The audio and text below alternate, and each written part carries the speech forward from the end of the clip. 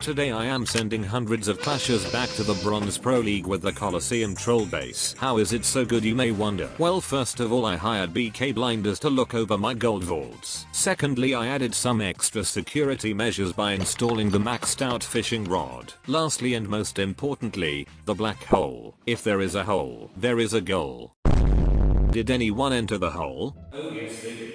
Many of them, but for some the primitive urge wasn't big enough, so they decided to attack from the outside, like this poor fellow right here who thought using the strongest army composition in the game is gonna save him from the embarrassment. But little did he know it was quite the opposite, because yo boy had taken every countermeasure to punish everyone who dares to pay a visit to the Colosseum. These days everything costs more, so I made sure he also paid the price by walking away with a 1-star despite using the most OP attack strategy. Talking about army compositions, what about dragons? They will simply fly right over the Colosseum walls, correct? To put it simply, the answer is no. These tiny birds stood no chance, and neither did the Minecraft king, who shat his pants as soon as he realized he has no backup anymore. Okay, so root riders didn't do it. Dragons didn't do it. Surely Valkyries will? Well, let's see. Every Colosseum video I have done in the past has one comment about how packed together the buildings are, which means it should be easy peasy for the angry gingers with axes to destroy the base. Even though this argument does have some logic behind, our guy 55, who happens to be part of a nation clan, doesn't act variation in this regard, and that could be for various reasons. First, it could be he has a weird fetish for gingers. Second, it could be his little pro took his phone. Thirdly, he himself is experimenting new armies. Or lastly, he is desperately trying to complete that clan games task where you have to use the ginger girls, which he obviously failed. What if someone attacks from the town hall side? Well, Sapnopus is the first one, and he has no ordinary army right here. Super blueberry picker and girl who drives on a T-Rex's poo is an ideal combination to access the town hall and make it crumble. I can tell with conviction that even a 1-year-old could do that, but still I didn't like what I just saw. The way he took down the town hall was way too easy, and I had to make it slightly more difficult by swapping the poison spell tower with an invisibility blanket instead. What was the result? Well, have a look at this. Immediately, I must say right here, we have found ourselves an Albert Einstein. First of all, this genius sent in the tanking troops so the bluebirds could freely fly into the base. Then he kept spamming everything right from the one spot until there was nothing colorful on his deployment bar. Next up, he must have been praying that this one bluebird would land a single hit on my town hall, just to find out it got bullied by the fishing rod. Then it was the snake's turn to get deleted. And that was just the beginning. Right here is a perfect example how this defense did all the heavy lifting by pulling first the queen, who quickly turned out to be an imposter who tried to murder all her own troops with a giant arrow.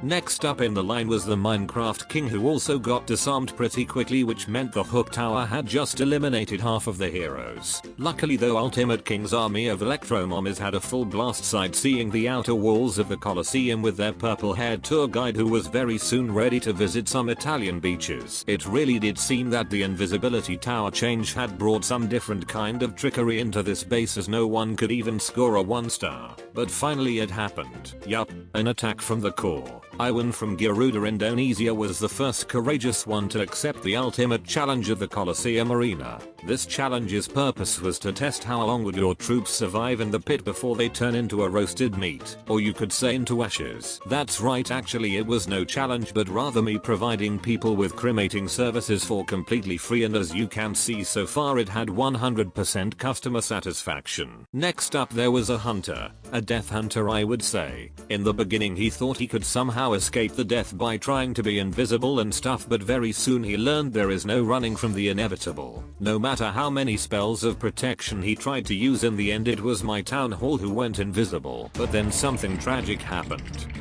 An Armageddon came to bring devastating destruction.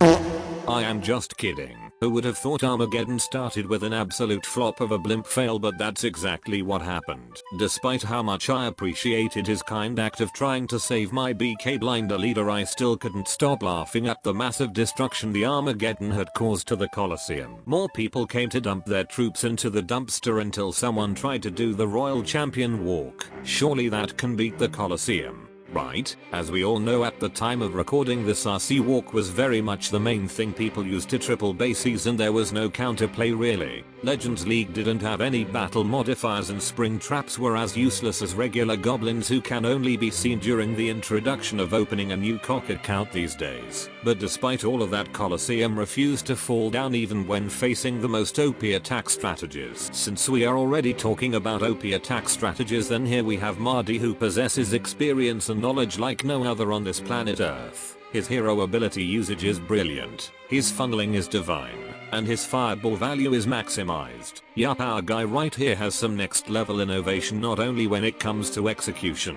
but also when it comes to creating army compositions. Not that bluebirds weren't already useful by themselves, but also adding bat spells against a Town Hall 17 really takes this to a whole new level. When you think things can't go any worse from here, then trust me, it can. Initially everything might look quite normal, just a Root Rider army, am I right? Well, that's correct. It is a Root Rider army, but with heroic torch and lavaloon puppet. You literally can't pick anything worse than that. This is literally a crime against humanity. Combining these two together with ground army that includes Root Riders should be punished with lifetime in Azkaban. What makes it even worse is the fact this lad has maxed out heroes, which means he must have been playing Clash of Clans for years and should know what's good and what's evil. As you can expect with this army, he did not get too far. Just like our last attacker, Zord right here is obviously a daredevil, so fearless that he had to pop potions before dropping any troops on the ground. But nevertheless, he was different from the previous attacker. He had planned his execution by doing a proper funnel using the catapult from one corner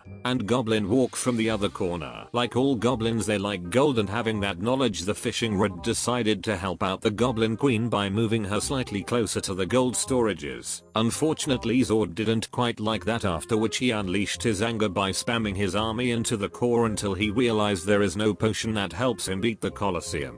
Even though these attacks we just saw in Legends League were really bad, then you can't imagine what happened in the Bronze Pro League. As we all know, Bronze League unfortunately does not exist anymore, and instead we have the Skeleton League that should be the new Bronze. But the problem is there is no easy way to drop that low with a maxed out Town Hall 17 account. In fact, it's impossible. All I could do is use the help of Melon Musk to build the Colosseum on his account by first removing few obstacles and then signing up Electro Mommy League. The result, you may ask? Well, as you can expect, there were some rather questionable attackers. For example, our guy Len right here must have forgotten to put on his glasses, as both his jump spell placement and goblin funneling was everything but on point. If he only spammed his Teenage Ninja Turtle looking goblins right into the core, he would have earned 1 million gold, but now he walked away with an astronomical amount of 7,000 gold. Next up, the number 1 player in the world attacked my rather scary looking Colosseum base, and this time, as you can already guess, things didn't go so easily.